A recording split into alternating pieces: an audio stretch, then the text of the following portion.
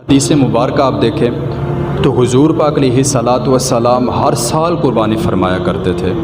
ایک نہیں بلکہ دو قربانیاں فرمایا کرتے تھے، ایک اپنی طرف سے اور ایک اپنی امت کی طرف سے۔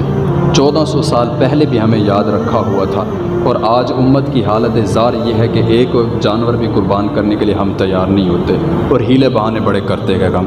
حضور پاک علیہ الصلاۃ والسلام کے پاس یہ حدیث مبارکہ کا مفہوم ہے اور تفاسیر میں بھی لکھا ہوا ملتا ہے، کمی بیشی اللہ تعالیٰ مجھے معاف فرمائے،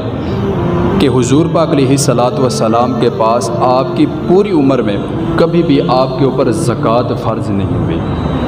اس کی وجہ کیا تھی کہ آپ نے کبھی مال اکٹھا ہی نہیں کیا، جو بھی آتا تھا آپ تقسیم فرما دیتے تھے، لیکن اس کے باوجود بھی آپ علیہ الصلاۃ والسلام قربانی کرتے تھے۔